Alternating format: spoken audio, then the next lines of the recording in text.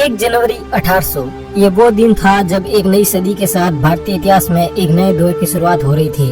1600 की शुरुआत में भारत आए अंग्रेज 150 साल के संघर्ष के बाद अब तक भारत के अधिकांश हिस्से पर कब्जा कर चुके थे और 250 सालों तक भारत पर राज करने वाली मुगलिया सल्तनत अब अपने अंत के करीब थी। 1800 के मध्य तक आते आते अंग्रेज लगभग पूरे भारत पर कब्जा कर चुके थे और अब कोई ऐसी रियासत नहीं बची थी जो अंग्रेजों को चुनौती दे सके। इस समय तक अंग्रेजी हुकूमत भारत में अपने सबसे सुनहरे दौर से गुजर रही थी। लेकिन क्या आपने कभी सोचा है कि जब भारत में अंग्रेजों का ये सुनहरा दौर चल रहा था तब आम भारतीयों की जिंदगी कैसी थी और आखिर 1800 के दौर में भारत में लोग किस तरह से रहा करते थे? क्या उनकी जिंदगी अब मुगलों के जाने के बाद बेहतर हुई या फिर अंग्रेजों के आने से बदतर हो गई? तो आइए जानते हैं 1800 के उस अनकहे अनसुने दौर के बारे में। 1800 के दौर में अफगानिस्तान से म्यांमार तक फैला हुआ भारत दुनिया के कुछ सबसे संपन्न देशों में से एक था। लेकिन इतना संपन्न होने के बावजूद भी उस दौर में जहां दुनिया भर में नए नए आविष्कार हो रहे थे, वहीं भारत में टेक्नोलॉजी ना के बराबर थी। उस दौर में भारत में रहने वाले लोगों की जिंदगी बेहद ही साधारण थी। बात अगर उस दौर के लोगों के पहनावे की जाए तो उस समय के अधिकतर लोग धोती और गमछा पहनते थे। कुछ लोग धोती पर कुर्ता भी पहनते थे। पश्चिम भारत के कई इलाकों में लोग धोती कुर्ते के साथ सर पर पगड़ी भी पहनते थे। 1870 के दशक में ली गई इस फोटो को देखिए। इसमें आप एक जनजातीय कबीले के पहनावे को देख सकते हैं। कुछ इसी तरह साल 1897 में ली गई इस फोटो को भी देखिए। इसमें आप उत्तर भारत के ब्राह्मणों की वेशभूषा को देख सकते हैं। उस दौर में बहुत ही कम लोग ऐसे थे जो पश्चिमी सभ्यता के कपड़े पहनते थे। सिर्फ कुछ अमीर और चुनिंदा पढ़े लिखे लोग ही पैंट या शर्ट पहनते थे। भारत के कुछ ग्रामीण इलाकों में आज भी उस दौर के पहनावे की झलक देखी जा सकती है। उस वक्त के लोगों के घर भी बड़े ही साधारण हुआ करते थे। उस दौर में लोगों के पास सीमेंट और पत्थर से बने पक्के मकान नहीं होते थे, बल्कि ज्यादातर घास फूस, लकड़ी और गोबर से बनी झोपड़ियों में रहते थे। अगर बात उस समय की आबादी की जाए तो उस समय पूरे भारत की आबादी सिर्फ 16 करोड़ थी और पूरे भारत से हमारा मतलब है अफगानिस्तान से लेकर म्यांमार तक का अखंड भारत। एक तरफ जहां उस दौर में इतनी कम आबादी थी, वही बात अगर आज की जाए तो आज इन 5 देशों की कुल आबादी 182 करोड़ है। उस दौर में जनसंख्या कम होने के बावजूद भी इतने काम धंधे नहीं थे। अधिकतर लोग खेती, किसानी और पशुपालन पर निर्भर रहते थे। उस वक्त भारत में अधिकतर नील, कॉटन, अफीम और धान की खेती होती थी। खेती किसानी के अलावा कुछ लोग शहरों में जाकर मिलों में मजदूरी भी करते थे। उस समय आय के साधन इतने सीमित थे और जमींदारों को इतना प्रभाव था कि लोग दिन भर काम करने के बावजूद भी सिर्फ 2 वक्त की रोटी जितना ही कमा पाते थे। उस दौर में लोगों के पास मनोरंजन के इतने साधन नहीं होते थे, इसलिए लोग दिन भर काम करके शाम को घर वापस आने के बाद भजन कीर्तन करके अपना समय व्यतीत करते थे।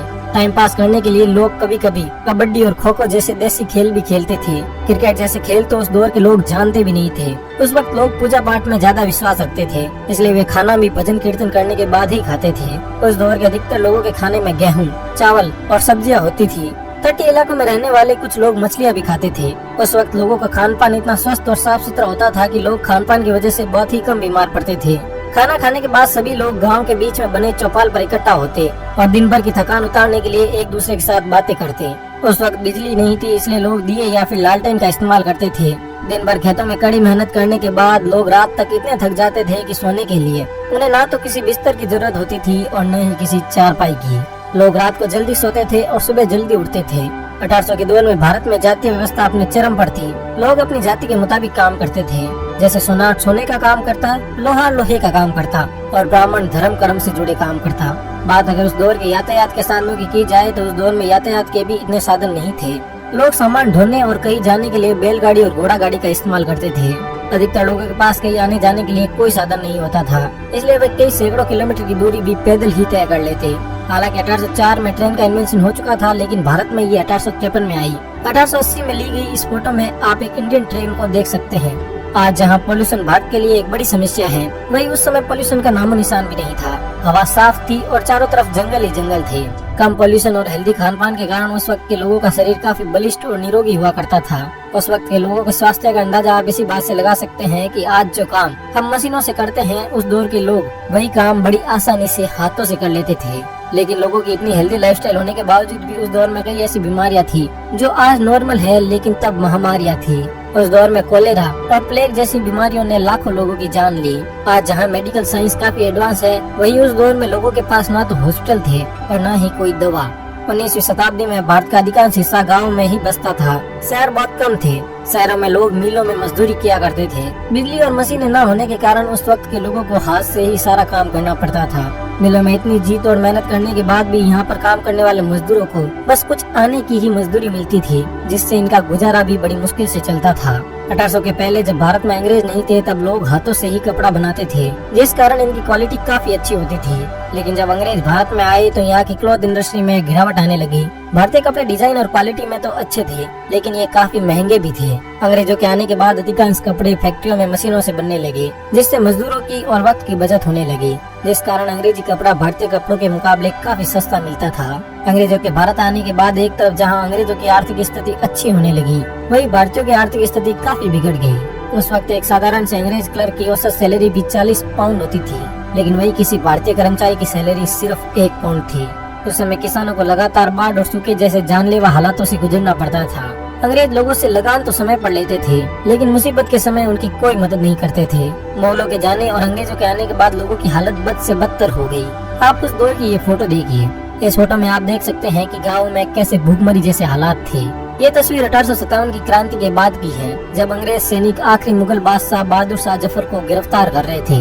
हालांकि इस दौर में मुद्रा का इस्तेमाल होता था, लेकिन अधिकतर लोग वस्तु विनिमय ही करते थे, यानी कि एक चीज के बदले दूसरी चीज लेते थे, जैसे गेहूं के बदले चावल और धान के बदले शक्कर। इस तरह एक वस्तु के बदले दूसरी वस्तु के कारण उस दौर के अधिकतर लोग व्यापार नहीं करते थे।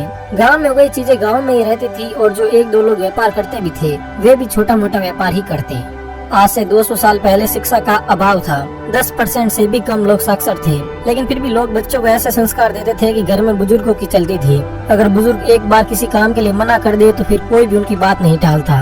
लोगों में आपसी भाईचारा और सद्भाव होता था। उस वक्त के लोगों के पास पैसे बेशक कम थे, लेकिन फिर भी उनमें किसी तरह की जलन या घृणा नहीं होती थी। लोगों के पास धन कम था, लेकिन मन बहुत था। आप क्या सोचते हैं कि हमें उस दौर की कौन कौन सी चीजें आज वापस अपनानी चाहिए? अपनी राय कमेंट सेक्शन में जरूर लिखिए, और इसी तरह का एक और नॉलेजेबल वीडियो देखने के लिए आप यहाँ राइट और लेफ्ट में क्लिक कर सकते हैं। धन्यवाद।